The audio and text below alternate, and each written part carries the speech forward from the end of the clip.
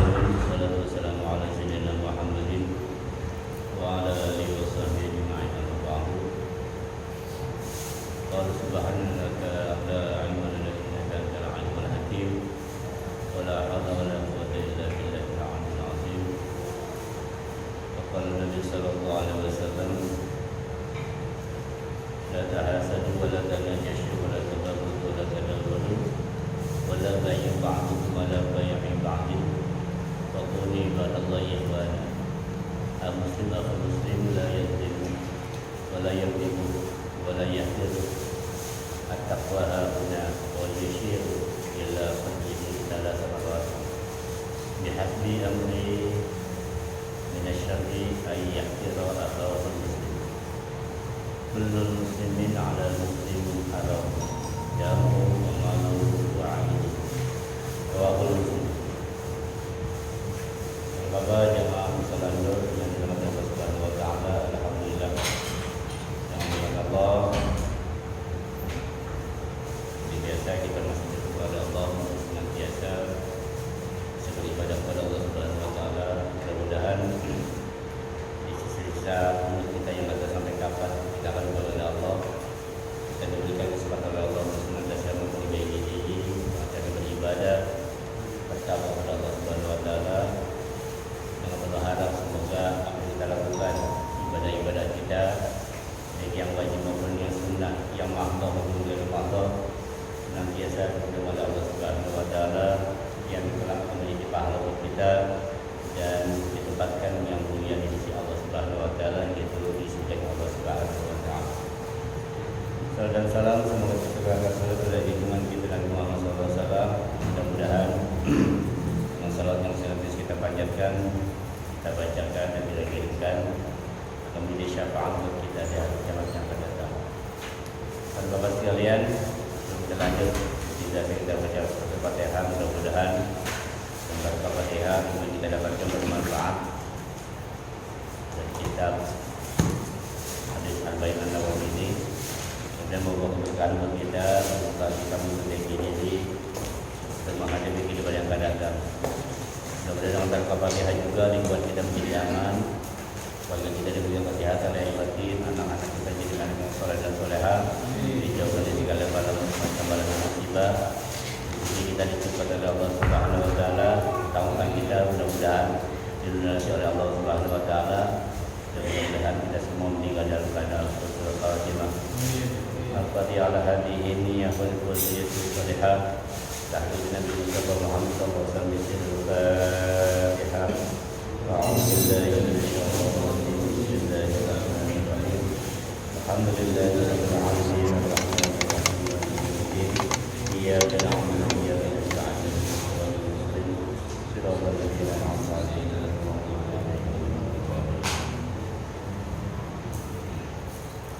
Sekarang hadis yang ke 35 ya. Dah badan capek benar. Hah? Baru sampai. Emang lagi emang udah waktunya sibuk sekarang. Barangnya dua ini. Besok insyaallah di Indonesia kerja lagi Selawi. Nanti hari Sabtu acara, Minggu acara, Senin, Selasa berangkat insyaallah. Ya seminggu lagi. Kayaknya kajian besok agak maju ya di malam minggu lah. Karena malam Senin saya harus ada misi ada jamaah yang mau berangkat. Jadi malam Senin saya ada acara paling maju malam minggu untuk yang besok ya. Kemudian minggu depan kayaknya libur dulu. Pokoknya kita ngaji live-nya dari Masjidil Haram. Kalau Ahad pagi libur ya? Subuh kapan? Ahad pagi subuh bisa. Ahad pagi. Yang apa kalau enggak Ahad pagi. Kalau memang malam minggu agak berat juga sih, capek gitu ya. Udah minggu pagi, Ahad pagi nggak apa-apa. Sekalian sarapan. Ya. Nanti subuh. Biar nggak tidur dan subuh. Jangan tidur benar. Habis kajian sarapan dengan pulsa benar ya. Mantap. Diatur aja yang penting semuanya waktunya kita manfaatkan dengan baik. Baik, bismillahirrahmanirrahim. Al-hadis al-khamis wa salasun, hadis yang ke-35. An Abi Hurairah radhiyallahu anhu qala Rasulullah sallallahu alaihi wasallam la tahasadu wa la tanajashu wa la tabaghadu wa la tadabaru wa la bai'u ba'dukum ala bai'i ba'din wa kunu ibadallahi ikhwana. Al-muslim al-muslim la yadlimu wa la yaghlibu wa la yaqiru. Ataqa huna wa yushiru ila fadlihi salasa maratin. Bihasbi imri'in min asy-syarri ay yahdira akhahu al-muslim. Kullu muslim 'ala muslim haramun damuhu wa maluhu wa 'anuhu. Ini hadis ini harus jadi pegangan buat kita dalam bermasyarakat, bertetangga, bersosialisasi, ya. Karena Islam itu sebagai sebuah adin, sebuah perundang-undangan, sebuah aturan, bukan cuma bagaimana cara sholat, bagaimana cara beribadah kepada Allah, tapi juga Islam itu mengatur bagaimana kita hidup bertetangga, hidup berkeluarga, mulai kita tidur, bangun tidur sampai tidur lagi, semua ada tuntunan, ya, semua ada tuntunan dari Allah Subhanahu Wa Taala. Mudah-mudahan yang kali ini kita kaji adalah pedoman dari Rasulullah bagaimana cara kita hidup bersosialisasi, hidup bermasyarakat yang baik menurut ajaran-ajaran Islam. Dari Abu Hurairah radhiyallahu anhu, ya, kita nggak perlu bahas ya Abu Hurairah siapa, kita sudah kaji dulu ya. Dari Abu Hurairah radhiyallahu anhu, beliau berkata, qala Rasulullah SAW telah bersabda, la tahasadu, janganlah kalian saling hasud. Di sini menggunakan kata tahasadu, asal kata hasada. Ya, itu maksudnya wajan tafakul, berarti mana ilmu syarokah. Kalau dia ilmu sorok, ini disebutnya makna ilmu syarokah, dia saling. Kalau mengemas huruf ta dan alif, asal kata hasada jadi tahasada. Wala tahasadu, janganlah kalian saling hasud. Ya, jadi kalau wala tahsudu, jangan kalian hasud seorang. Tapi kalau tahasadu, saling hasud, berarti berdua. Sama dengan lakimu, mulakama, petinju, ya kok mereka saling memukul. Tadaraba, saling memukul. Tanasara, saling menolong. Dan ini tahasada, saling hasud. Apa sih hasud? Kalau ini sudah jadi bahasa yang baku ya. Hasud, hasad. Dalam pengertian bahasa Arab, hasud itu adalah sesuatu yang dimiliki oleh orang lain dan kita ingin memilikinya. Jadi ada beberapa pengertian ya, ada beberapa tingkatan hasud. Hasud yang pertama, sesuatu kebaikan pada orang lain dan kita menginginkan kebaikan itu. Yang pertama. Ini makanya kadang-kadang orang kalau melihat orang lebih baik dari dia, lebih kaya dari dia, lebih pintar dari dia, lebih cerdas dari dia, lebih glamor dari dia, pokoknya lebih apapun dari dia pengen kelebihan itu dia juga punya, dia juga memiliki. Itu namanya hasud, ya, keinginan untuk memiliki. Ada hasud tingkatan yang lebih rendah. Apa? Kebaikan pada orang lain kita tidak ingin, cuma dia juga tidak punya. Artinya nggak apa-apa, ada orang kaya, ada orang lebih kaya dari dia, lebih pintar dari dia sih nggak pengen lebih pintar dari orang itu, cuma dia nggak senang kalau orang itu kaya. Paham nggak maksudnya? Misalkan nih tetangga kita nih, dia punya mobil gitu kan. Kalau hasud yang paling parah itu adalah kita pengen mobil dia buat kita. Itu hasud yang pertama tuh. Kita pengen mobil dia buat kita. Hasud tingkatan yang kedua, saya nggak pengen mobil itu, cuma dia juga jangan punya mobil gitu. Itu pun sifatnya hasud. Ya. Ada juga hasud yang berikutnya yang ketiga adalah saya harus lebih baik dari dia. Jadi orang lain nggak boleh lebih dari dia. Nggak boleh lebih dari kaya dari dia, nggak boleh lebih pintar dari dia, nggak boleh lebih terhormat dari dia, nggak boleh lebih mulia dari dia. Pokoknya nggak boleh lebih dari dia. Itu yang dimaksud dengan hasud. Nah, 3 hasud ini itu yang dilarang dalam Islam. Dan hadis yang dimaksud dalam hadis ini hasud yang tadi. Ada hasud yang keempat. Apa? Orang ini ngiri pengen kalau ada orang lebih alim dari dia pun pengen lebih alim. Jadi ada milik orang lain yang boleh dia miliki, boleh dia ngiri. Apa contohnya? Ilmuwan, pintar nih, saya juga harus pintar. Alim, saya juga harus alim. Jadi sifat ngiri kayak gini ini boleh. Dia soleh, saya pun harus soleh. Nah, yang tidak boleh hasud itu adalah untuk urusan dunia semata. Masalah harta, kekayaan, kemudian kehormatan, jabatan. Orang tuh kalau udah hasud itu apa? Makanya salah satu yang bikin negeri ini kacau adalah karena sifat hasud yang dimiliki oleh dasar kita. Memang sifat hasud itu akan dibawa oleh manusia sejak dia lahir. Jadi setiap manusia punya potensi hasud. Ketika dia lahir ke dunia, itu sudah serta-merta ada sifat jelek yang terbawa atau diberi oleh Allah. Itu apa? Sifat hasud itu ada pada setiap manusia. Nah, sifat hasud ini hanya bisa ditekan oleh apa? Oleh keimanan, oleh keilmuan, dan sifat dan lain-lain sebagainya. Di sinilah pentingnya kenapa kita mengaji, mengapa kita ada kajian, mengapa kita ada halaqah, kenapa kita ada perkumpulan-perkumpulan, tujuan untuk mengekang hasud.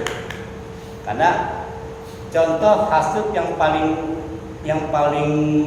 berat, jangankan kita manusia biasa yang jauh dari kata soleh, yang jauh dari kata alim, yang jauh dari kata makhluk mulia, Rasulullah saja manusia paling mulia yang luar biasa kekasihnya Allah itu banyak yang benci, Pak. Apalagi kita, emang lu siapa? Rasulullah aja ada yang benci, bahkan bencinya sama Rasulullah bukan cuma sekedar omongan, sampai dikirim teluh, sihir. Kan pernah dengar ceritanya bahwa kenapa asbabun nuzul turun surat Al-Falaq dan An-Nas? Karena Rasulullah itu diteluh. Kena sifat basyariah manusia. Akibat apa? Perbuatan dukun. Nah, ini dukun beneran nih. Bukan dukun pesawat merah, bukan. Ini dukun beneran, kahin ini, ya, kahin. Nah, kan maka turun ayat ketika Rasulullah itu disihir, ya dikena teluh atau apapun namanya, tak teluh, tak santet, ya. Turun ayat, kata Allah, bacalah Quran An-Nas 11 ayat dan Al-Falaq 11 ayat. Qul nas terbuka. Jadi sihirnya itu di bawah sumur ada boneka. Ya fudu nih model ini. Ada boneka, nah itu ada ikatan tuh, buhul. Sebutnya ikatan tali. Nah, setiap kali dibaca satu ayat dari surat Al-Falaq dalam binas, maka satu ikatan itu dibuka. Qul a'udzu birabbin nas terbuka. Malikin nas terbuka lagi. Ilahin nas terus terbuka. Nah, selesai Anas masih ada kan? Katanya langsung Al-Falaq. Qul a'udzu birabbil falaq min syarri ma khalaq wa min syarri ghasiqin idza waqab wa min syarri hasidin idza hasad.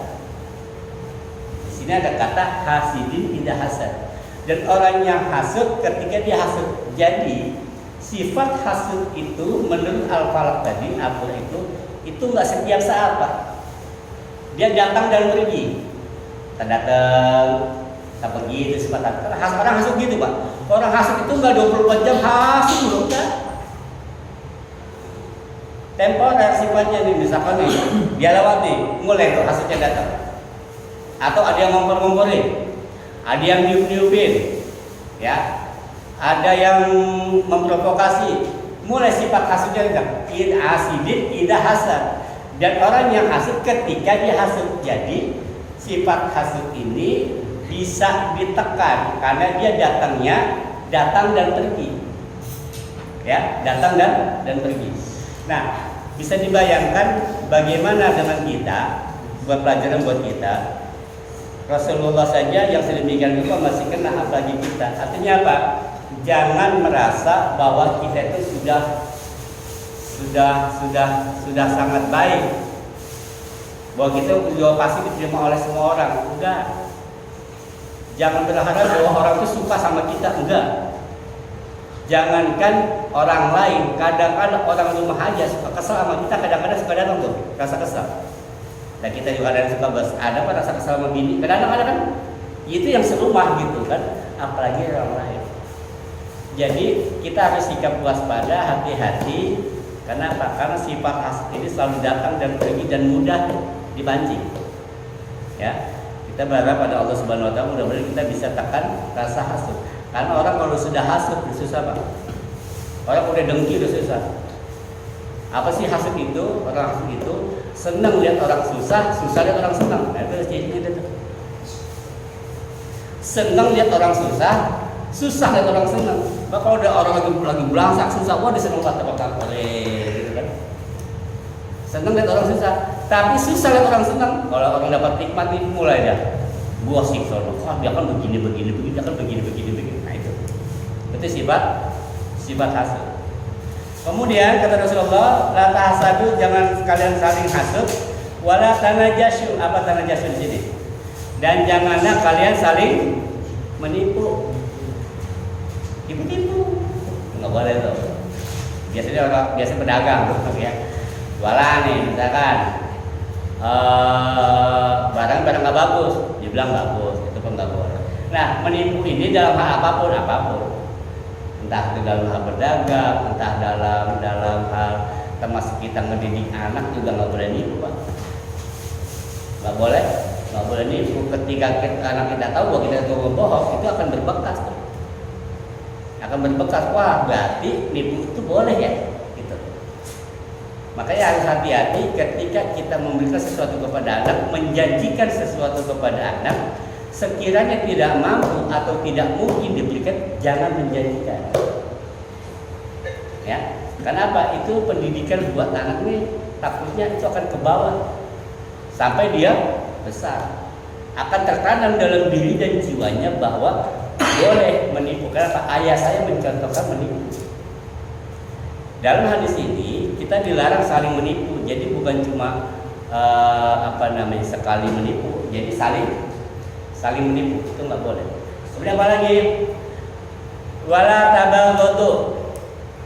Tabaghadu ini saling benci, saling kesal, saling sewot. Ya. Kan ada di kita tuh. Ada orang lihat kita baunya gedek aja ada. Nggak tahu kenapa. Orang kalau sudah a priori, orang kalau sudah benci, Pak, orang kalau udah hasut, itu ulah kita udah agak cakep-cakepnya bisa. Wah, ada cakep-cakepnya. Pokoknya udah ya kesel juga kita. Padahal kita punya salah apa?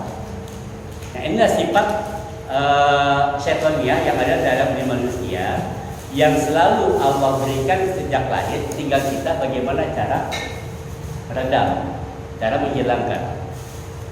Apalagi sekarang sudah mulai zaman teknologi begitu ya. Sekarang itu orang itu gampang ngompor-ngomporin, Pak. Contoh begini. Kadang orang itu nggak tahu kalau dia itu lagi dijelek-jelekin. Contoh kayak di YouTube nih, kan sering kita lihat tuh. Ustadz ini VS Ustadz ini. Ada nggak? Tujuannya supaya apa? Supaya benci tuh. Jadi kata Rasulullah dalam hadisnya, salah satu ciri tanda kiamat adalah jauhnya umat dari ulama, kan gitu kan? Jauhnya umat dari ulama. Nah, jauhnya umat dari ulama ini ada proses. Enggak tiba-tiba kita tahu benci sama kiai, benci sama habib, benci sama ustaz. Enggak tiba-tiba hal itu muncul. Ada proses yang Allah ciptakan memulai orang itu benci pada ulama. Contoh kayak tadi, ustadz ini diadu sama ustadz ini, lihat YouTube, akhirnya kita benci sama ustadz itu. Padahal kita kenal kagak sama tuh ustadz, kita juga nggak tahu ilmunya bagaimana, kita benci aja sama tuh orang. Ada kayak gitu? Banyak. Tujuan apa? Supaya umat jauh dari ulama. Ini kerjaan-kerjaan pasukan iblis. Kalau ini sudah terjadi, ketika ini orang sudah termakan isu-isu seperti ini, propaganda melalui dunia online dan sebagainya, maka umat akan jauh dari ulama. Ketika umat sudah jauh dari ulama, berarti kiamat makin. Inilah pembuktian hadis Rasulullah bahwa akhir zaman umat akan jauh dari ulama. Jamaah kesal sama ustaz, jamaah nggak mau deket-deket sama kiai, jamaah kagak mau lagi nyapa sama ustazah. Itu udah tanda-tanda kiamat tuh. Kalau kita sudah terreaksi hal itu, kita udah kesal sama kiai, kesal sama ustaz, hati-hati, jangan-jangan kita sudah termakan propaganda pasukan iblis.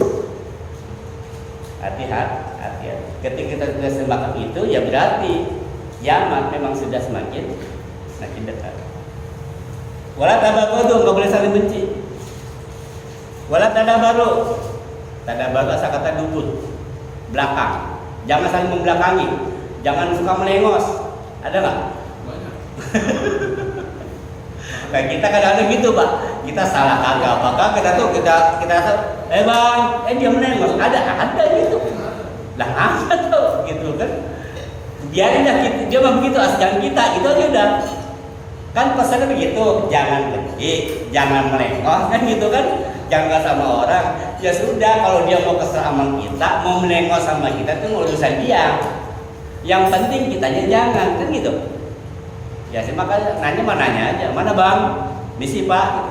Dia mau jawab alhamdulillah. Berarti dia ngerti bahasa manusia. Begitu aja pak. Segitu. Misi pak itu bahasa apa? Bahasa manusia. Ketika dia, ayo bang silakan. Berarti dia ngerti bahasa manusia. Kalau dia diam aja sampai buang muka, berarti nggak ngerti bahasa.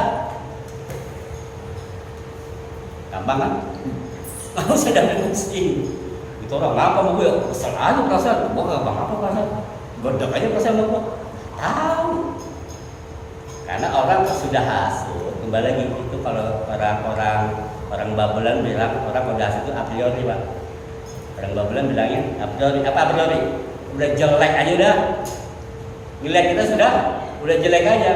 Jangankan lu kagak soleh, lu soleh aja dianggapnya kagak soleh.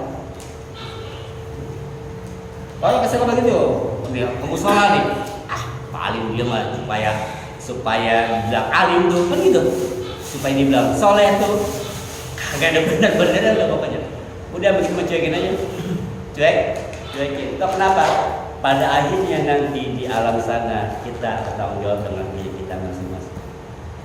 Ya, kita bertanggung jawab dengan diri kita masing-masing. Nanti di akhirat ketika terjadi perhitungan amal, kenapa kamu begitu? Kenapa kamu benci sama si A? Karena dia nggak ngapain kamu, nggak nyolek kamu, nggak ngerti kamu. Atau saya kesal aja. Kenapa? Karena saya dibisikin oleh iblis. Iblis itu kenapa iblis? Kamu rayu dia supaya benci saudaranya. Lah kan saya cuma goda doang. Dan dia mau ya terserah dia. Nanti kita pun akan dicekin oleh iblis. Ujung-ujungnya apa? Ya kita sendiri nanti yang susah. Jadi jangan. Makanya kalau saya kadang-kadang begini Pak, jujur, yang nggak suka sama saya banyak. Saya salah gitu.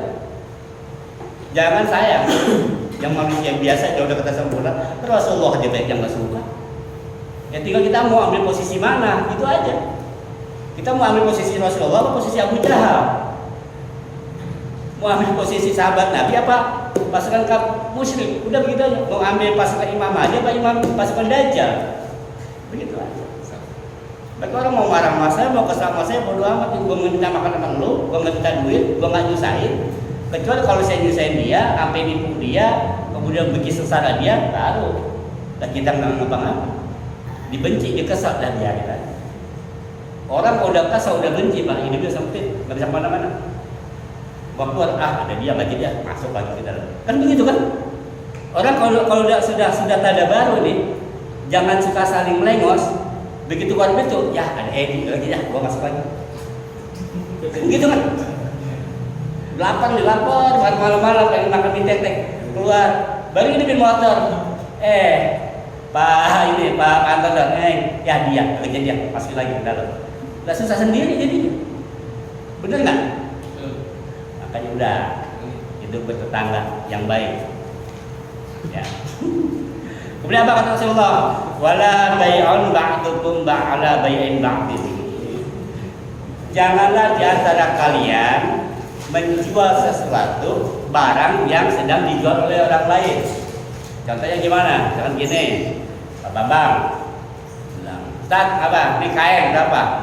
40.000. Kata Pak Edi manggil, Ustaz ini kan rumah saya ini 30.000. Nggak boleh. Paham nggak? Pak Bambang bilang, Ustaz ini kain berapa? 40.000. Nah, Pak Edi dengar, jangan tak sama dia sama saya ini 30.000 lebih murah. Itu haram. Tidak boleh kita menjual sesuatu ketika orang sedang menawarkan. Kalau kita mau menawarkan, tunggu dia dulu selesai. Jadi apa enggak? Kalau memang jadi, berarti rezekinya dia. Kalau bukan, dan kita boleh masuk. Sama saja lah, Yakub. Jangan kamu melamar orang yang sudah dilamar. Hati-hati deh. Orang bertunangan dilamar, itu nggak boleh. Lihat dulu kalau tunangannya ditolak, lamarnya ditolak, baru bukti masuk. Oh ya, jadi tidak boleh kita berjualan. Contoh lagi, misalkan menipu. Contoh menipu begini. Pernah lihat nggak tukang obat pinggir jalan? Obat pinggir jalan. Itu kan banyak kan? Itu kan teman-temannya sendiri Pak di lingkungan. Bagaimana caranya supaya barang ini mahal? Misalkan Pak Nuri jual air nih, bisa, jangan marah. Kita nyontohin. Tapi itu kita hadis nih. Sebenarnya ini airnya akhirnya gobek sebenarnya nih. Bayar Pak Edi apa? Yuk kita mainin apa? Kenapa ini selalu jadi konsumen? Berapa? Kata Pak Edi 1.000, gitu kan? Tujuannya dia buka harga pertama agar yang lain agak lebih tinggi. Itu pun sama menipu jatuhnya. Sama ketika orang pinggir jalan tuh, tukang salak, tukang kapsul gitu kan, yang pura-pura sakit, diobat segala macam, itu penipuan semua. Penipuan semua tuh, dukun-dukun palsu. Itu sama tuh, masuk dalam kategori hadis ini. Jangan menipu dalam berdagang, jangan menipu dalam kita membeli, menjual barang yang sedang ditawarkan oleh orang lain. Tunggu dulu transaksinya. Kalau memang dia tidak selesai. Beda dengan tender. Ya. Tender juga kadang-kadang kan begitu Pak. Di-up dulu harga kedua, di-up dulu. Tapi udah orang dalam duluan. Udah ada duit masuk. Gratifikasi sudah masuk. Ya coba tuh tender cuma main-mainan doang. Ketika itu terjadi, walaupun kalian tender tapi sudah ada uang masuk ke dalam kategori hadis mana? Ar-rashi wal murtashi fitnah. Yang nyogok dan yang disogok neraka. Sama tuh kategori.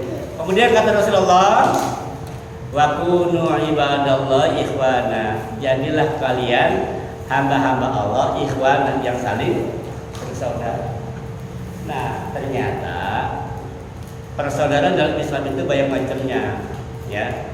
Pertama ada ikhwan nasabiyah, ada persaudaraan kekerabatan karena nasab. Ya ponakan, ya paman, ya bibi, ya anak, itu namanya persaudaraan nasabiyah. Ada ukhuwah Islamiyah, ya, ukhuwah imaniyah. Justru yang paling sering terjadi dan yang paling kuat antara ukhuwah nasabiyah, ukhuwah kekeluargaan, kekerabatan dengan keimanan itu lebih kuat persaudaraan keimanan. Kalau persaudaraan berdasarkan kekerabatan itu sifatnya temporer, cuma di dunia doang. Tapi kalau persaudaraan keimanan itu sampai akhirat. Karena teman-teman inilah yang nanti bisa menolong dia nanti di hari yang akan datang. Ya Allah, itu kenapa ini masuk neraka? Kan main nama saya di musola. Bener? Iya. Tanya Pak Anton tuh. Dia tahu dia. Kata dia masuk neraka. Karena siapa? Temennya suka main di musola. Teman bisa membantu temennya nanti di akhirat. Karena kita nanti akan menjadi saksi atas apa yang kita lakukan. Makanya pilih teman, jangan sampai kita salah itu. Kemudian contoh yang paling konkret bahwa persaudaraan kekerabatan itu dibandingkan persaudaraan keimanan lebih kuat keimanan. Contoh yang paling mudah adalah ketika terjadi hijrah Rasulullah. Kita bisa lihat bagaimana Rasulullah dan kaum muslimin hijrah ke Madinah. Seluruh keluarga ditinggalkan di Mekah. ya kakak, ya adik, bahkan istri ditinggal. Tapi gabung kepada Rasulullah karena merasa persaudaraan satu keimanan. Bahkan di Madinah itu diterima oleh orang-orang Madinah, penduduk asli Madinah karena persaudaraan keimanan. Kenal kagak, apa kagak, tapi tinggal satu rumah. Jadi hijrah itu begini Pak, kita kalau lihat baca buku kayaknya enak ya. Padahal kalau kita lihat realita begini, ada orang dari mana sebenarnya dari Kalimantan hijrah ke sini ke Casa Ciburing, kita nggak kenal siapa dia, orang mana, atau tinggal di rumah kita. Kira-kira bagaimana? Berat nggak? Berat. Nah cuman karena rasa keimanan itu diterima. Itulah yang terjadi pada saat Nabi hijrah bersama para sahabat ke Madinah itu. Tidak ketika hijrah ke Madinah sudah ada rumah, sudah ada kafir, tapi dipersaudarakan oleh Rasulullah kepada penduduk asli. Karena rasa keimanan itulah timbullah persaudaraan. Dibandingkan kekerabatan, justru yang sering nolong kita itu malah bukan saudara. Kejadian malah saudara malah banyak jadi musuh. Justru yang sering nolong kita siapa? Teman kadang-kadang, bukan saudara. Makanya Rasulullah bilang wa kunu ibadallahi ikhwana. Jadilah kalian itu hamba-hamba Allah yang bersaudara, ikhwah. Kata Rasulullah lagi, al-muslim akhul muslim. Orang Islam itu saudaranya orang Islam. La yazlimuhu, dia tidak menzalimi saudaranya. Apa sih zalim? Kita sudah bahas dulu zalim. Apa zalim? Zalim itu arti kata dasarnya menempatkan sesuatu bukan pada tempatnya. Namanya zalim. Ya, contohnya ada sepatu di kepala, itu namanya zalim. Nah, kalau dalam kehidupan sehari-hari berarti melanggar hak-hak dan kewajiban seseorang, itu namanya zalim. Jadi al-muslim akhul muslim, muslim saudara muslim tidak boleh menzalimi, wala yakdibuhu, dan tidak boleh mendustainya. Orang dibohong-bohongin mulu, dibully mulu, ditipu mulu, ya itu nggak boleh. Wala tahqiruhu, dan jangan menghina. Orang dibully mulu, dihina mulu, dikatain mulu, dicengin mulu, itu nggak boleh. Ya. Islam tuh sampai sejauh itu Pak. Ya, bercanda sih bercanda, cuma kadang-kadang lihat dulu. Lebih baik kalau saya bercanda apa yang ngebully begitu daripada nanti timbul masalah. Kan kita nggak pernah tahu Pak. Kadang-kadang hati orang berubah, gitu kan? Kita bercanda, ternyata saat itu kondisi lagi nggak bisa diajak bercanda, ya bisa jadi berantem. Islam sampai menjaga itu, jangan sampai kita melukai. Dan hadis lain Rasulullah katakan, al-muslim man salman muslim bil lisani wa yadi. Jadi yang dikatakan orang Islam itu kata Rasulullah. Dan hadis ini disebutkan itu bukan Rasulullah nggak bilang sholat, nggak bilang zakat. Muslim man salman muslim bil lisani wa yadi. Yang namanya orang Islam itu siapa sih? Orang Islam itu yang bisa memberikan rasa aman kepada orang Islam yang lain dari tangannya, dari lisannya. Jadi yang tidak mudah menyakiti orang lain dengan tangannya, dengan kekuatannya, dan bisa jaga omongan. Jangan sampai orang sakit hati karena perbuatan dan perkataan kita. Kalau ada orang Islam tersakiti dengan perkataan perbuatan kita, berarti Islam kita dipertanyakan.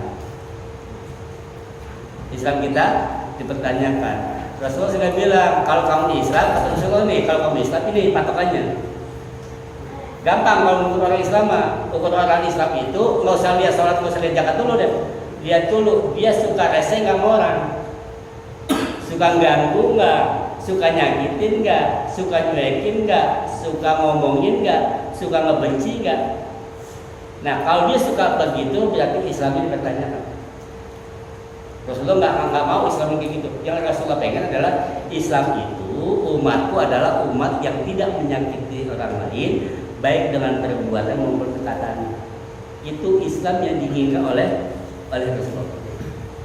Berdasarkan hadis yang sudah disebutkan di atas. Kemudian kata Rasulullah, at-taqwa hahuna wa yushiru ila sarri thalatha marrat. Takwa itu ada di sini.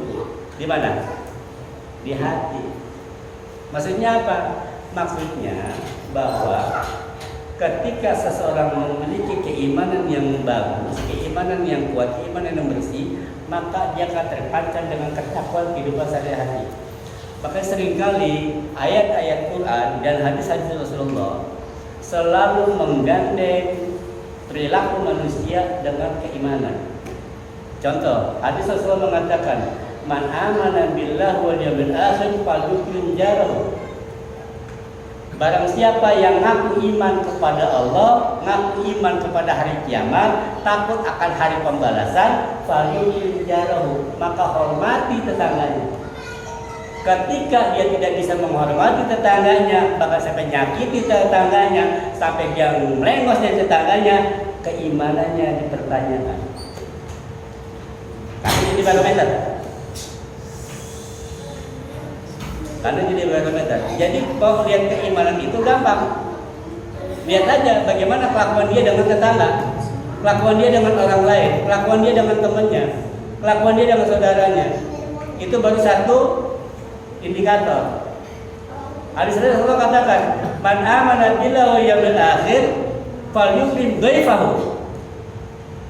Barang siapa yang ngaku iman kepada Allah, ngaku iman kepada hari kiamat, ngaku akan ada hari pembalasan, akan ada hitungan amal, kata Rasulullah, falyukrim dhaifahu, hormati tamunya. Kita lihat aja kalau kita ngaku ke rumah orang, kita dicuekin aja, nggak dikasih minum, bahkan ditutup pintu, dicuekin. Nah, keimanannya dipertanyakan. Islam mengajarkan menghormati tamu sampai 3 hari. Semua kelakuan kita diukur keimanan kita. Hadis lain Rasulullah katakan, "Man amana billahi wal yawmil akhir falyaqul khairan aw liyasmut." Barang siapa yang ngaku iman kepada Allah, ngaku iman kepada hari kiamat, falyaqul khairan aw liyasmut. Omong yang baik-baik. Kalau nggak bisa ngomong yang baik-baik, nggak bisa bikin tenang, malah bikin gaduh, malah bikin fitnah, aw liyasmut, mendingan diam. Ada berita begini kita nggak tahu, jangan nyerocos. Saya nggak tahu, udah nggak tahu. Daripada kita ngomong, tentu salah. Yang ada malah nambahin minyak, malah nyipas. Kalau nggak tahu diam. Paling kalau khair auliasmut. Jadi tinggal dilihat aja. Makanya orang iman itu, orang yang beriman pada Allah itu laksana lebah, Pak. Maka dalam Al-Quran disebut anamal kan? Lebah. Lebah apa sih? Yang keluar dari lebah itu pasti manis. Lihat lebah. Yang keluar dari lebah apa? Tapi jangan coba-coba ganggu lebah kan gitu. Jangan coba-coba ganggu lebah. Itu digambarkan dalam Al-Quran. Seorang mukmin itu harus menjadi lebah. Lebah itu dimanapun dia berada, dia akan selalu mengeluarkan yang manis. Dunia itu dibutuhkan. Dia tidak pernah mengeluarkan yang pahit. Kemudian lebah itu dia selalu bergotong royong. Membuat sarang lebah kan nggak sendiri, Pak, rame-rame. Jadi jangan coba ganggu lebah. Ketika diganggu dia akan nyerang. Baik. Saudara bilang apa? Nunjuk ke kedatangan. Jadi kebeningan keimanan seseorang, kemudian kata seseorang itu bisa dilihat dari kelakuannya. Nah, kelakuan itu mencerminkan apa yang ada di dalam hati. Laksana teko, ketika dia isinya kopi, dituang akan keluar.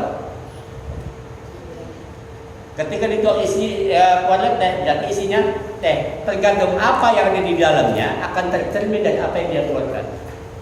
Ketika keluar yang buruk-buruk dari lisannya, keluar yang buruk-buruk dari kelakuannya, berarti hatinya kotor. Berarti keimanannya dipertanyakan. Berarti dia nggak takut sama hari kiamat. Makanya kata Rasulullah, "Man amana billahi yawmil akhir." Barang siapa mengaku iman kepada Allah dan hari kiamat. Kenapa dua indikasi ini? Kenapa iman pada Allah dan hari kiamat?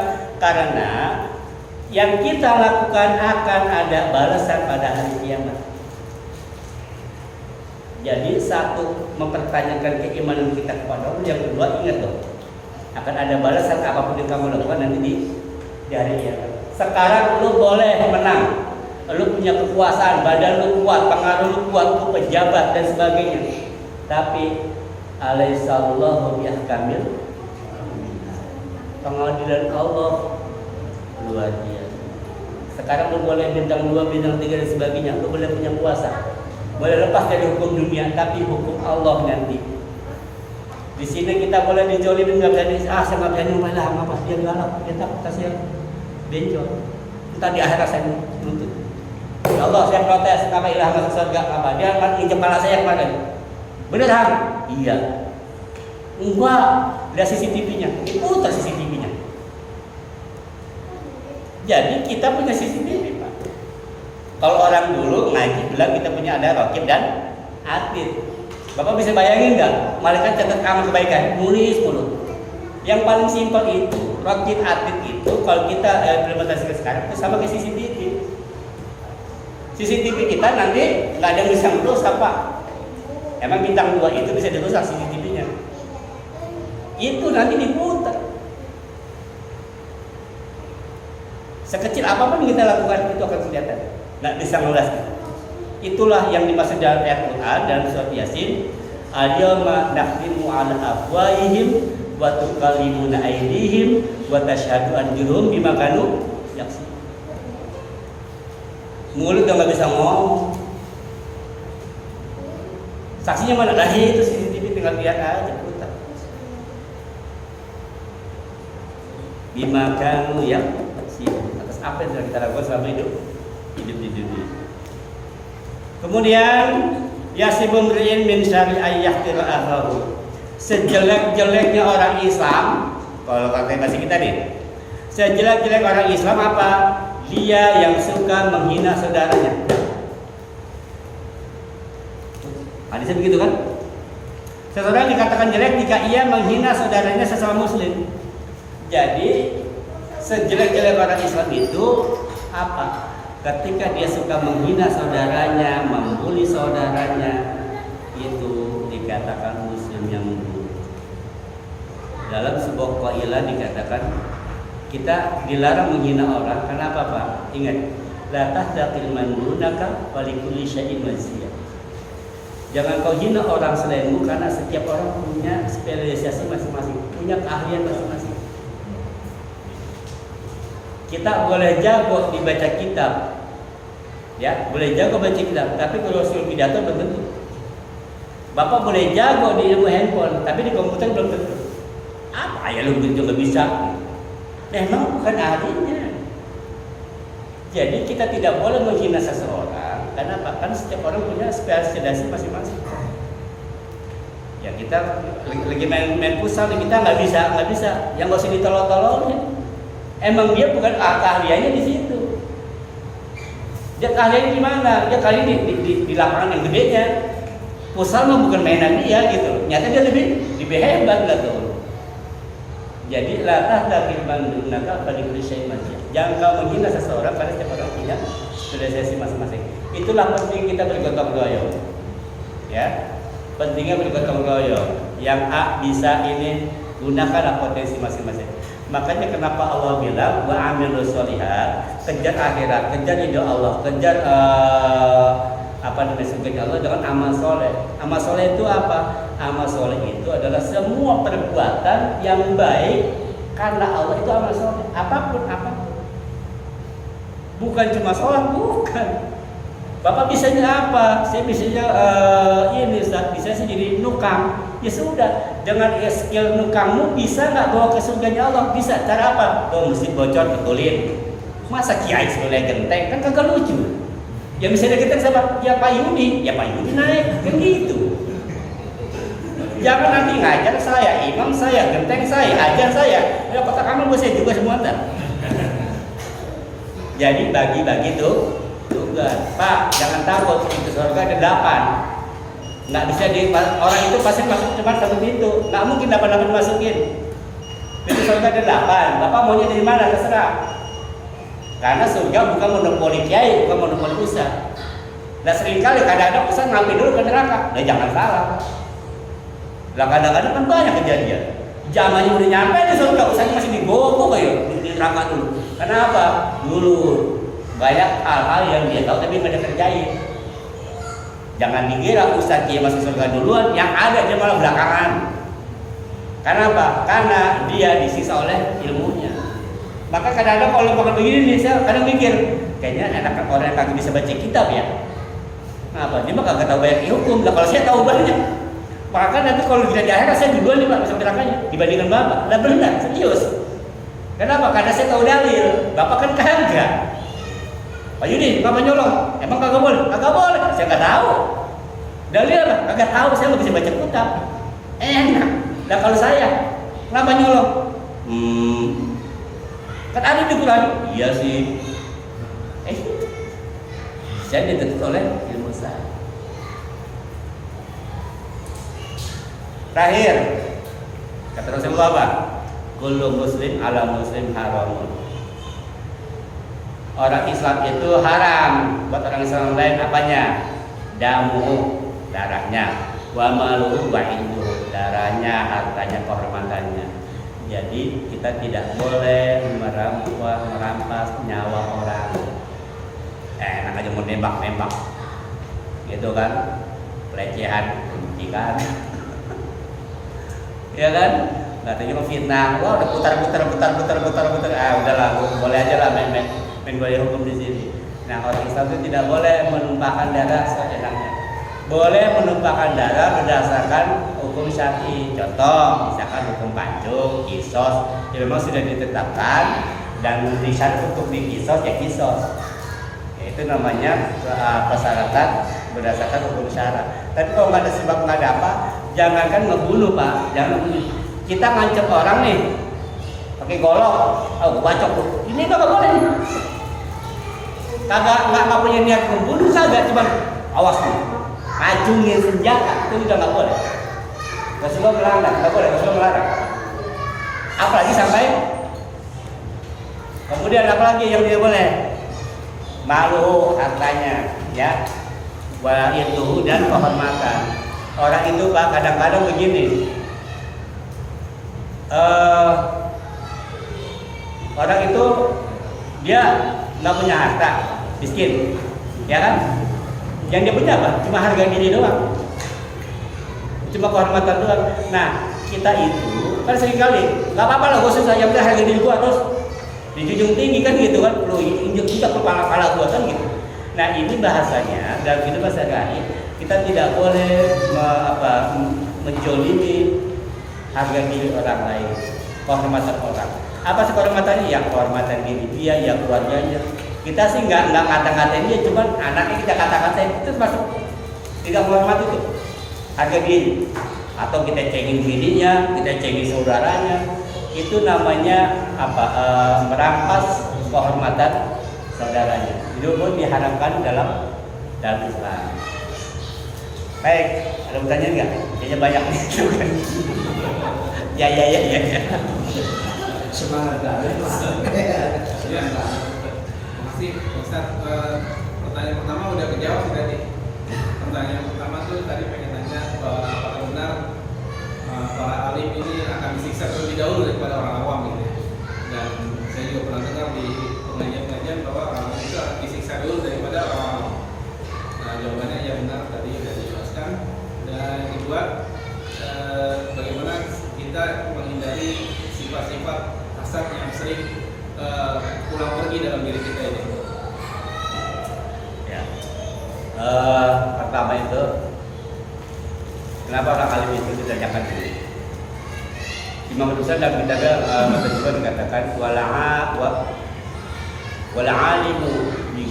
alimu bi ilmihi lam ya'mal wa 'adabun min qabli 'ubadil wasan. Jadi orang yang punya ilmu, orang alim, orang punya ilmu, dia tidak mengamalkan ilmunya, dia akan disiksa sebelum pada penyembah berhala. Itu dikatakan dalam kitab Fatan Jubat. Imam Al-Ghazali mengatakan demikian. Makanya orang-orang alim itu dia lebih rentan masuk. Karena dia tahu hukum, ya. Kemudian juga orang alim itu lebih cepat juga masuk surga karena ilmunya. Ya orang alim itu dua mata uang Pak. Dia bisa lebih cepat masuk neraka atau lebih cepat masuk surga. Kenapa? Dalam lanjutan di kitabnya disebutkan wal alimu bi ghairi ilmin amal ya amalu madudatun latukan. Orang ibadah nggak pakai ilmu, ibadahnya ditolak. Tapi orang punya ilmu nggak dikerjain, disisa dulu sebelum pada penyembah berhala. Itu ada dua tuh. Tiga, di mana dia mau memanfaatkan ilmunya. Kalau dimanfaatin, dia ibadahnya bisa lebih banyak, pahalanya lebih banyak. Kenapa? Dia tahu ilmu-ilmu tentang fadhilul amal. Tapi kalau dia tidak mengamalkan apa yang sudah dia tahu, itu yang disebut dengan sisa dua. Itu yang pertama. Yang kedua, bagaimana cara menghindari sifat hasud? Sifat hasud itu yang pertama, kita harus yakin bahwa ada apa? Pertama apa? Disebutkan dalam sebuah hadis, ini berkaitan dengan syaqwa kehancuran. Yang pertama, dia harus yakin bahwa apapun yang dia lakukan itu akan dicatat oleh Allah. Ya.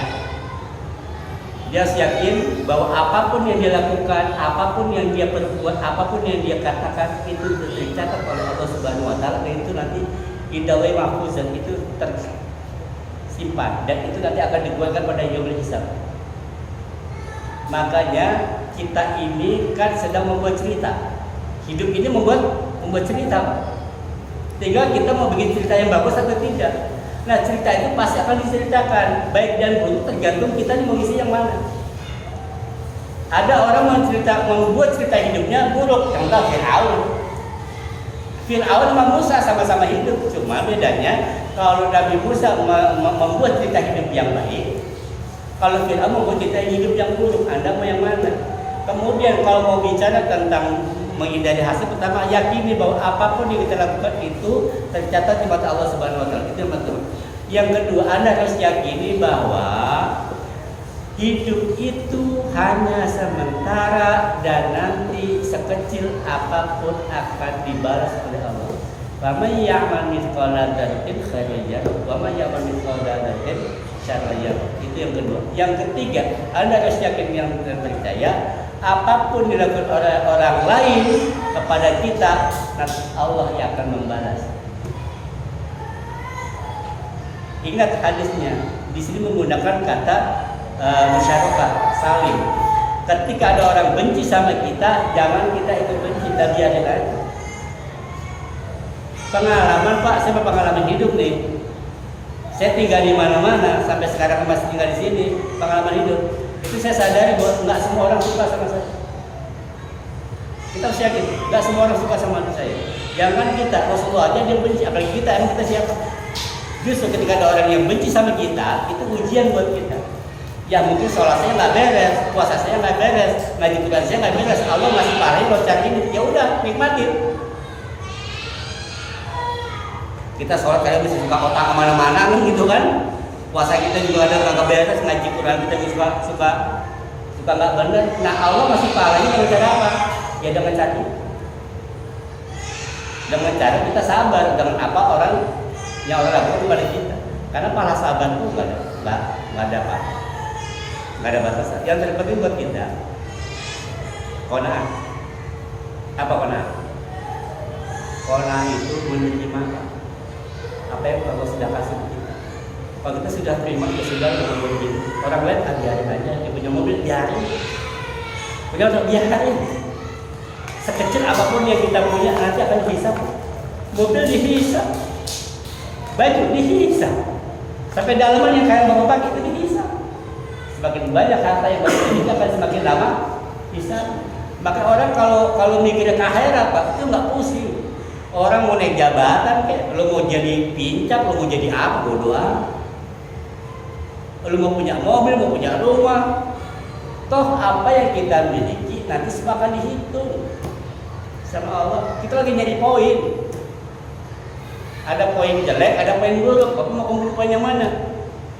Saya pengen poin yang baik. Ya sudah, kalau ada poin yang baik, ketika ada orang marah sama kita, benci sama kita, Bapak jangan kita benci. Kenapa? Capek. Yang paling gampang itu paling gampang. Bapak lapar, keluar rumah, lihat dia kagak jadi keluar, enak lihat dia, masuk lagi ke dalam. Laparan Bapak. Bener nggak Pak? Gitu. Sini aja bodoh apa? Terserah. Yang penting kita kagak nyolek dia. Siapa tuh bodo amat. Udah, tutup mata pakai kacamata kuda. Yang penting kita nggak merugikan dia. Kalau bisa kita nyapa. Kalau kita udah sapa, nah, kita boleh marah, boleh. Bisa mengatakan 3 hari. Lebih dari 3 hari, nggak boleh. Kita kesel sama orang nih, wajar Pak. Manusia ada keselnya. Kesel wajar. Saya juga sama suka kesel sama orang. Cuma selama 3 hari ini saya menata hati nih. Nata hati. Sampai saya mikir, apa sebaiknya saya akrabin atau saya hindarin? Gitu kan?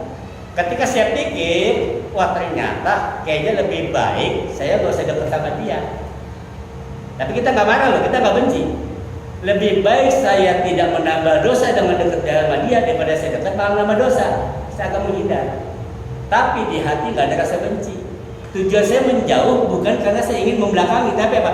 Saya ingin menghindari dosa yang akan terjadi kalau saya dekat sama orang itu. Itu cara terbaik. Dengan sendirinya nanti kita berdoa sama Allah. Ada satu doa yang diajarkan oleh guru saya. Kalau ada orang benci sama kita nih, itu doa itu alhamdulillah Pak. Kalau saya baca dan saya yakin itu, yang tadi ngamuk-ngamuk marah-marah, alhamdulillah baik sendirinya. Simpelnya begini Pak. Ketika ada orang yang kesal sama kita, marah sama kita, benci sama kita, minta sama Allah, ya Allah lembutkan hatinya. Udah itu aja. Ya Allah lembutkan hati. Karena ketika orang sedang marah sama kita, benci sama kita, berarti hatinya lagi keras. Yang bisa melunakkan hati siapa? Yang punya hati. Siapa yang punya hati? Udah. Jadi nggak usah kita bahas. Biarin Pak. Tapi misalnya Pak, poin yang ketiga itu untuk menghindari hal-hal yang tidak diinginkan, saya sebaiknya mundur dari Pak. Kalau kata Pak ini sama aja dong gitu. Ya justru itu menghindari hal-hal. Ya makanya di sini lah dulu kedewasaan. Kembali lagi itu kedewasaan. Kadang-kadang begini. Kadang-kadang Allah itu kan sayang sama kita. Begini, jadi Allah itu gini. Allah itu sedang sayang sama Pak Anton, dikasih pahala di jalur ini, gitu loh. Kalau Bapak nggak di posisi ini, nanti pahala Bapak sedikit. Ini ada satu cara, Bapak cari pahala, gitu aja. Ya. Nah, oke, ingat, janji Rasulullah apa? Salah satu di antara 7 orang yang dapat naungan Allah dari kiamat siapa? Imamun, adil, pemimpin yang adil. Nanti Bapak ini Allah sudah kasih jalan. Tahan, gua naungan dari kiamat, mau nih jadi ketua. Manfaatkan dengan baik. Ya tapi kalau jadi ketua ini menimbulkan asap jadi bahaya. Bersikap adil tanpa tapi. Ya itu paling cocok Pak. Bijak. Saya agak keras. Makanya kan gini, ada ketua, ada pemimpin, beda. Terus bisa bedain ya. Ada ketua, ada pemimpin. Kalau ketua itu cuma jabatan doang. Tapi kalau pemimpin itu sifat karakter. Banyak sekali ketua di sebuah organisasi atau apapun, dia nggak didengar suaranya. Tapi orang lain yang didengar. Kenapa? Karena orang ini mempunyai sifat leadership, kepemimpinan. Nah, kalau buat saya mau ketuanya siapa terserah. Gitu kan. Yang penting bisa mimpin. Karena ketua belum tentu bisa mimpin, tapi kalau pemimpin sudah pasti bisa jadi ketua. Ya, jangan ngomong gitu dulu. Ini kan aja udah rawan-rawan gitu pertanyaannya. Yang lain. Ya, Pak. Saya itu pernah beberapa kali lihat ketika ada orang yang meninggal, itu ada beberapa orang yang berkata, saya saksi bahwa orang ini orang baik.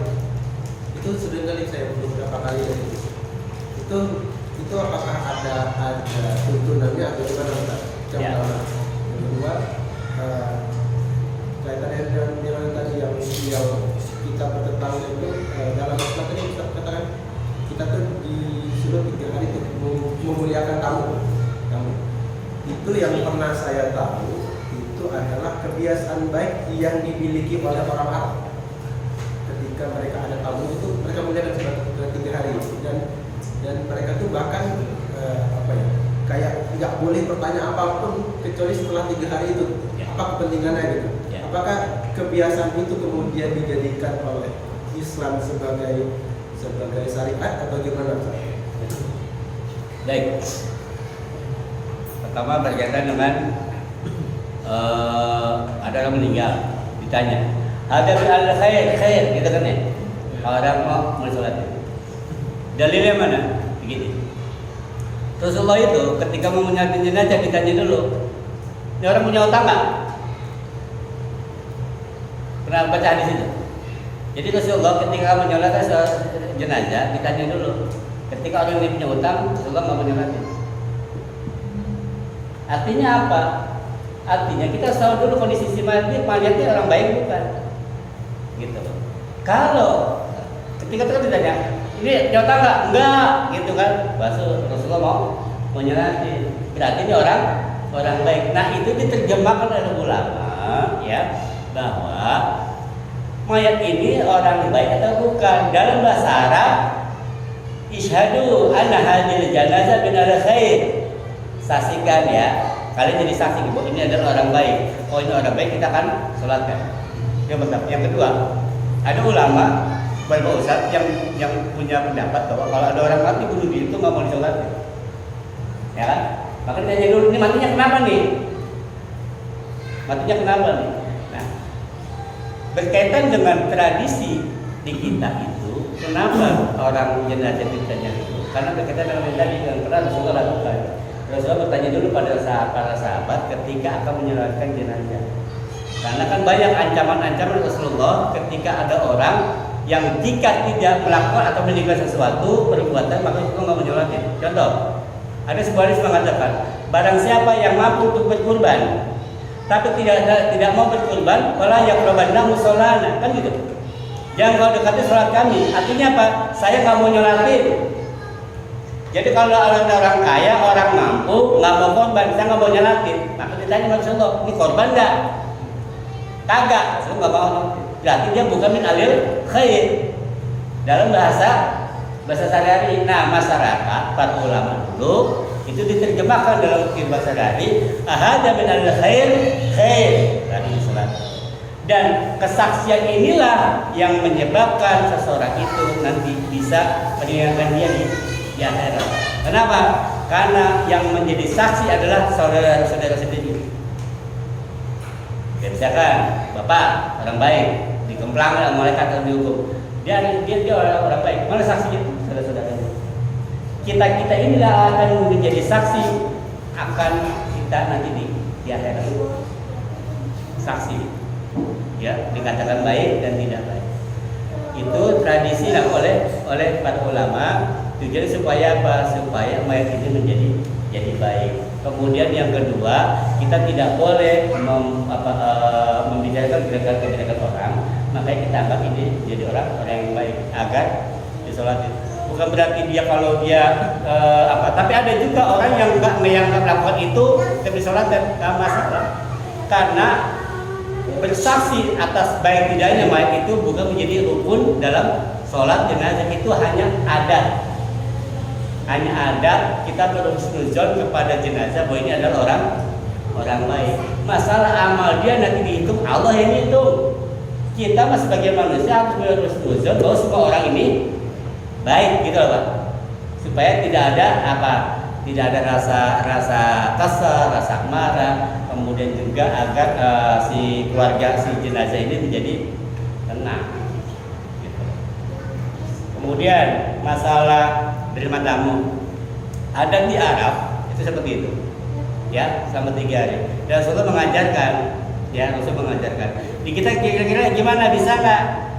Kalau bisa lakukan, kalau nggak bisa jangan. Artinya begini, itu adat Arab itu seperti itu Pak, bahwa kalau ada tamu dia 3 hari nggak boleh ditanya, layani dengan baik, itu hadisnya ada. Nah kalau hal itu terjadi sama kita ya bagus. Sunnah Rasulullah begitu, ada tamu layani dulu. Kalaupun dia butuh nginep. Di pengalaman saya kemarin belum lama, ini mungkin buat pelajar kita. Saya belum lama ke Kuningan Pak.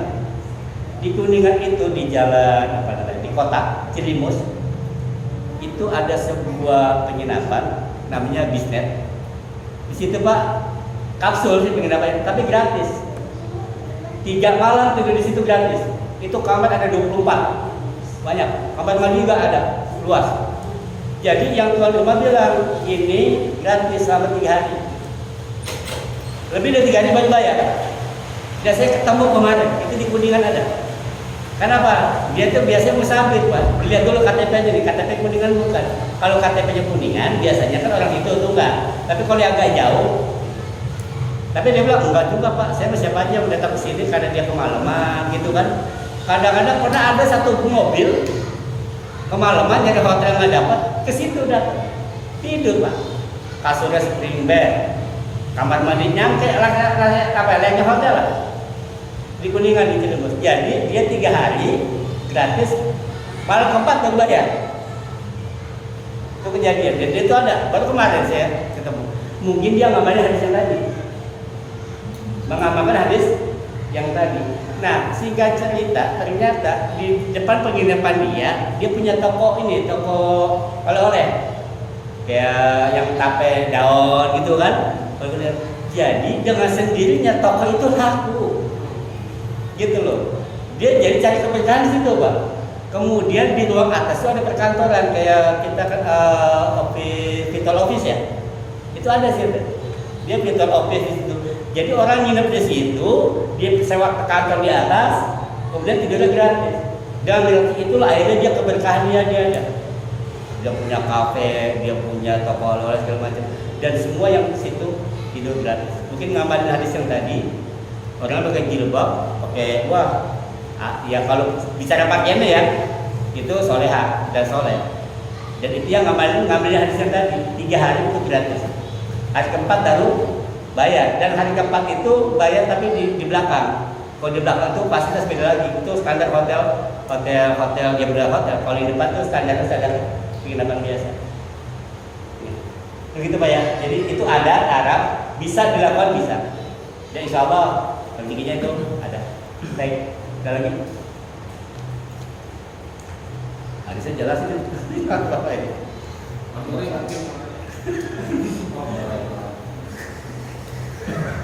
Pernah saya dengar, jangan pernah sekali-kali berharap kepada seseorang. Berharaplah hanya kepada Allah Subhanahu wa Ta'ala. Contoh kasus sederhana sih kalau sebenarnya. Ketika saya di akhir pekan, waktunya gajian tukang jahit, dana di luar semua, bingung kita kan. Di sisi lain kita harus bayar tukang jahit, tapi di sisi lain saya nggak ada uang. Kita berharap, wah mudah-mudahan dalam hati saya si A pelunasan, si B pelunasan, si C pelunasan, si D pelunasan, biar ada uang untuk bayar tanggung jawab saya, kewajiban saya. Nah, pertanyaan saya itu, apakah hal seperti itu termasuk dalam kategori saya berharap kepada sesama manusia? Terima kasih Pak Ustaz. Bisa pernah ngalamin kayak gitu. Sama berarti. Pernah ngalamin Pak. Jadi artinya begini, dengan Siti Ali pernah berkata, kata Siti Ali, jangan aku pernah berharap pada manusia dan pada akhirat. Siti Ali pernah berkata, makanya jangan pernah berharap pada manusia, maka kamu akan dikiamat. Nah contoh kesekian tadi itu pernah saya ngalamin juga, ya. Ini lebih parah lagi. Dia pikir, wah saya kan disuruh ceramah nih, bayang dong, gitu kan? Nah adalah nanti, akhirnya saya warung dulu nih, utang. Sekian bla bla bla bla. Udah kelar, utang, kagak jadi ceramah. Gitu Pak, karena saya berharap bahwa pasti akan dapat. Akhirnya saya kecewa, dan akhirnya malah saya punya hutang akhirnya kan begitu. Nah, bicara masalah tadi, boleh nggak kita berharap yang seperti itu begini? Kita itu kan sebagai manusia punya perhitungan. Tetap berharapnya kepada Allah. Tetap berharapnya kepada Allah. Cuma hitungan manusia jalurnya lewat sini, gitu loh. Jalurnya lewat sini. Nah, yang perlu kita tanamkan supaya kita nggak kecewa. Begitu nggak dapat dari sini, kita langsung berusaha pada Allah. Oh, ternyata rezeki saya bukan dari dia nih kayaknya nih. Kayaknya Allah akan kasih jalan yang lain. Kayaknya Allah akan kasih jalan yang lain. Saya berharapnya dari si A bayar hutang, si B jatuh tempo bayar hutang, dia bayar hutang. Ternyata Allah nggak kasih. Mungkin Allah akan kasih cara yang lain, itu yang pertama. Yang kedua, ini pelajaran buat kita, jangan mudah berjanji. Rasulullah aja dulu ketika ditanya kepada satu masalah, kata Rasulullah, dah tenang, nanti saya nunggu wahyu turun dulu. Pasti wahyu turun, pasti firman Allah turun. Ternyata kan firman Allah nggak turun-turun, wahyu nggak turun-turun. Rasulullah akhirnya gelisah kan, ditegur oleh Allah, janganlah kamu berjanji mengatakan iya, tapi katakanlah insya Allah. Itu ada dalam Al-Quran. Rasulullah saja yang seorang Rasul itu nggak boleh berjanji. Nah, bicara yang tadi itu kalau saya melihatnya itu tidak kita berharap pada manusia, tapi kita berharap rezeki Allah dari situ yang memang sudah biasa kita dapat. Contoh, Pak Ridho biasa gaji tanggal 1, kok nggak turun-turun ya? Nah, ternyata Allah kasih yang lain. Nah, ketika kita berharap pada manusia, begitu Pak Bayu nih nggak dapat, dia nggak dapat, kita marah-marah sama dia. Setelah kita benci, seolah kita udah nggak bakal dapat duit lagi, seolah kita nggak dapat rezeki lagi, seolah rezeki kita cuma di situ doang. Itu yang dimaksud dengan terlalu berharap kepada manusia. Anda akan kecewa, betul kan? Begitu kagak dapat lagi ya kecewa kan? Makanya doa kepada Allah, tolong aku minta rezeki seperti yang biasa. Udah gitu aja. Biasanya mana? Itu pada bayar. Makanya kalau orang-orang soleh Pak doanya nggak banyak. Ya Allah saya minta rezeki kayak kemarin, udah. Seperti yang biasa saja. Nah, dalam kehidupan ini kembali lagi berharap kepada manusia itu bahaya dan akan mengecewakan. Makanya pada Allah minta itu hanya wasilah. Itu wasilah. Jadi kalau wasilah itu kan hanya perantara saja. Biasanya kan dengan cara itu nyata Allah nanti kasih dengan cara yang lain, insya Allah mudah-mudahan. Nah, tinggal nanti terakhir kesabaran Bapak. Karena kan Bapak Bayu kan harus bayar lagi ke yang lain kan. Nah, tinggal kesana jangan janji. Pak, mohon maaf ya ini meleset nih. Itu biasa dalam bisnis Bapak. Mohon maaf nih meleset, Bapak saya belum bayar. Insya Allah sesegera mungkin saya bayar. Kapan? Sesegera mungkin. Bapak bilang tanggal 2, nah hati-hati kalau udah nyebut tanggal 2 tanggal 2 nggak juga, kecewa lagi. Insya Allah sesegera mungkin. Buru-buru minta sama Allah, mudah-mudahan orang itu bayar. Jadi kalau saya itu tidak, selagi kita tidak menganggap bahwa itu adalah sumber kehidupan kita, itu namanya bukan berharap pada manusia, bukan berharap pada manusia. Minta Pak sama Allah Pak, kalau dia nggak bayar. Kadang-kadang ada orang punya duit, ya punya utang, punya duit, itu bukannya nggak mau bayar, nggak mau. Makanya kalau kita tuh doa pada ya Allah, tolong yang punya utang beri dia keinginan untuk bayar utang. Karena kadang-kadang seringkali Pak orang punya utang nggak mau bayar, malas, bukannya nggak mampu, tapi nggak mau. Ada nggak yang gitu? Banyak orang kagak bayar utang bukan karena nggak mampu, tapi nggak mau bayar. Kita minta sama Allah mudah-mudahan orang-orang seperti itu mau bayar. Gak usah khawatir Pak, cuma banyak lagi. Baik, ada lagi? Ya. Jadi kan kita ini jangan saling benci ya, berarti kan harus saling menyayangi ya, sama Muslim. Nah, ketika kita bukti sebagai saling menyayangi itu dengan tetangga, contoh, ayo kita ngajak sholat berjamaah. Gitu. Kan bukti kita saling menyayangi. Tapi kalau kita biarkan itu kita biarin aja lah, biar masuk neraka dia gitu kan. Kalau orang benci itu kan, itu yang pertama. Yang kedua menurut saya masalah solusi ya, mungkin bisa disebutkan nanti. Sholat berjamaah itu adalah sebuah solusi untuk kita menghindari permusuhan atau segala macam sikap. Karena apalagi ada salaman gitu kan. Walaupun misalnya saya Pak nih lagi ngambek nih kalau tanyaan, tapi kita terus konsisten istiqomah sholat berjamaah akan terus bersamaan, ketemu lagi apalagi salaman gitu kan.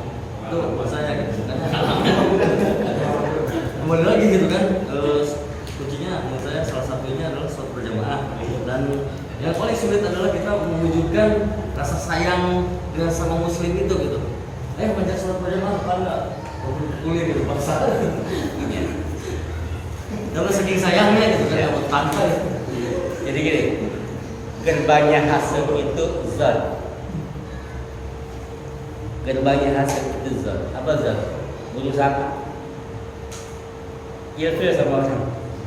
Itu gerbangnya hasud. Orang kalau sudah punya penilaian jelek, suujon sama orang. Suujon itu gerbangnya hasud. Kalau nggak mau hasud sama orang, jangan suujon. Dia mah mungkin pulangnya pulang jam 8 jadi nggak sampai musola.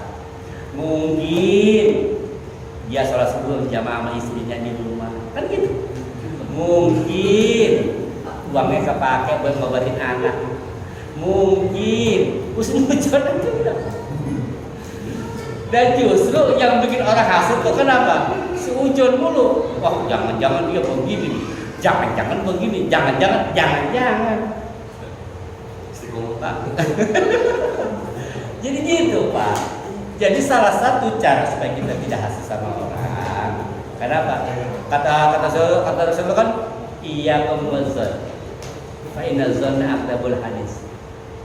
Hindari sujud. Karena sujud itu sejelek-jelek perkataan. Lanjutannya, wala tahassasu wala tajassasu wala tanajasu wala tabaghadu wala tadabaru wa quli ibadul ikhwan. Ini hadis yang lain. Sama ini hadisnya sama. Jadi gerbang utama untuk masuk ke dalam hasud, marahnya orang, gibahnya orang, bencinya orang apa? Karena sujud awalnya. Benar. Awalnya sujud. Tuh kan gua kata juga apa? Kan gitu nanti. Misalkan jangan-jangan emang dia mah anu gua nih. Satu saat pas dia lewat, emang lagi nyapa telepon, Pak, enggak kalau kita nyapa, enggak jalan aja. Tuh waktu apa emang begitu mau datang terus begitu. Karena awalnya sudah setuju. Tapi kalau kita sudah sama orang, mungkin dia nggak mau sholat karena pulangnya malam 9 capek. Ya begitu aja, mesti aja. Mungkin karena dia belum cukup kan, maka belum berani nikah. Mesti aja. Mungkin dia nggak korban karena memang nggak cukup uangnya. Mungkin dia nggak sholat subuh karena ngamalin hadis, ngamalin ajaran bunyinya apa? Kata bunyinya, cobalah jadi imam buat istrimu. Ya mungkin dia jamaah sama istrinya di rumah. Mungkin dia nggak perlu sholat maghrib karena ngajarin anaknya ngaji di rumah. Gitu, husnuzonnya sama orang. Karena menurut ilmu penelitian bahwa hidup kita ini hasil pancaran prasangka. Hidup kita ini 60% hasil pancaran prasangka. Ketika kita prasangka baik terhadap sesuatu, maka hidup kita akan menjadi baik. Ketika kita berprasangka baik terhadap sesuatu, maka hidup kita akan menjadi baik. Sebaliknya, kalau kita seujung terhadap sesuatu, maka hidup kita pun akan jelek. Karena kalau kita ibaratkan laksana sebuah infokus, infokus Pak, infokus laptop, kalau di kamus, laptop itu adalah hati kita dan pikiran. Ini laptopnya. Laptop, hati dan pikiran ini masuk ke infokus. Infokus ini adalah otak kita nih. Nah, ketika otak ini memancarkan yang jelek-jelek, infokus ini akan mengalami sinar kan, memancar ke tembok. Tembok itulah yang menjadi tulisan yang di tembok itu isi dari sini. Kalau memang di sini isinya adalah yang baik-baik, maka itu yang dilihat. Orang pasti yang ketika kita seminar, yang dilihat infokusnya apa, laptop ya, apa layar. Layar. Nah, layar itulah yang menyebabkan disebut dengan zon, prasangka. Makanya kata Allah itu tergantung prasangka hamba. Allah tergantung prasangka hambanya. Kalau prasangka hambanya kepada Allah baik, Allah akan baik. Contoh yang paling gampang, Bapak untuk menghina Tuhan nggak perlu Bapak caci maki Allah, nggak perlu Bapak injak Quran. Ketika Bapak merasa bahwa besok saya nggak bisa dapat makan, Allah sudah menghina Tuhan. Allah maha pemberi rezeki. Kita husnuzon sama Allah, nggak apa-apa hari ini nggak dapat, besok dapat lah. Allah maha pemberi rezeki. Ketika Bapak bilang, udah mati udah, berarti kita sudah kufur kepada Allah. Makanya Allah bilang, teruslah berprasangka baik kepada aku, tergantung prasangka hamba. Kalau prasangkamu buruk terus, susah terus, nggak bisa terus, miskin terus, nggak dapat jodoh terus, selalu lari terus, Allah rugi. Tapi kalau kamu husnuzon sama aku akan kasih rezeki, akulah pemberi rezeki, akulah pengatur hidup, akulah yang memberikan segalanya, aku akan berikan segalanya. Tergantung prasangkamu kepada aku seperti apa. Aku akan berikan, aku akan balikan cerminan prasangkamu kepadaku. Itu kata Allah. Nah, makanya dalam hidup ini untuk menghindari hasad, kenapa? Husnuzon sama orang. Insya Allah Pak, kita husnuzon di lingkungan kita, nggak ada berantem-beranteman, nggak ada ribut-ribut. Husnuzon aja Pak. Kita juga jangan merasa kita sering musuh kita lebih baik dari mereka, enggak. Siapa bilang orang yang di musuh itu lebih baik dari mereka? Enggak. Kita nggak pernah mengklaim itu dan kita emang nggak boleh mengklaim itu. Dan juga jangan bangga orang nggak pernah ngomong sholat, berarti gue lebih soleh. Karena gue nggak gue nggak sombong, gue nggak mau nunjuk-nunjuk kalau gue orang soleh. Nggak gitu juga. Husnuzon saja bahwa sujud itu akan memperburuk kehidupan kita dan itu adalah gerbang kita hasad. Ketika orang sudah hasad, apapun pasti akan dilakukan. Kalau udah hasad itu susah Pak. Itu penyakit. Orang-orang kaya, orang-orang yang sukses itu kadang-kadang kalau ingin mencelakakan orang, dia kalau udah kecewa itu nggak lihat duit, nggak apa-apa lah, gue yang terlalu hancur kan gitu. Permainannya begitu dah. Kalau sudah main atas. Nah, maka maksud saya, yuk kita mulai dari kecil-kecil dulu deh. Khususnya di sini nih. Di sini sudah jelas jangan hasad terus. Kalau Pak Bambang bilang tadi, jangan kita sering kumpul begini, ya kan? Sering bercerita, terbuka kita salam. Inilah bukti Rasulullah bilang, "Idza iltaqal muslimani fatasaffahan." Apabila dua orang Islam ketemu salaman. Salaman kata Rasulullah akan diampuni dosa sebelum salamannya lepas. Jadi sama begini nih Pak, itu dosa ngocor loh. Kalau ada kan mata batin kita bisa melihat, itu dosa ngocor. Runtuh gitu. Itulah pentingnya kenapa kita suka salaman. Kenapa? Saya sadar saya tiap hari nggak bisa ketemu Bapak.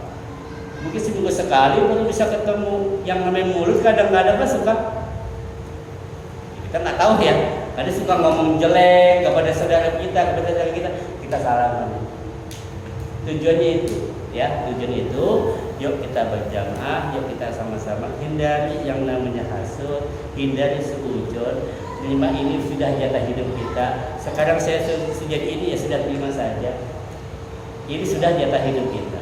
Inilah peluang kita untuk menggapai apa yang memang harus kita gapai dalam hidup. Supaya kita apa? Supaya lebih baik ke depan. Baik, cukup ya. Jadi dia dari hadis ini apa? Jangan hasud, jangan saling marah. Yang kemarin sudah terjadi ya sudah. Yuk bersihkan diri kita, husnuzon sama kita supaya hidup kita lebih enak, lebih tenang. Demikian, wallahu muwaffiq ila aqwamit thoriq. Assalamualaikum warahmatullahi wabarakatuh.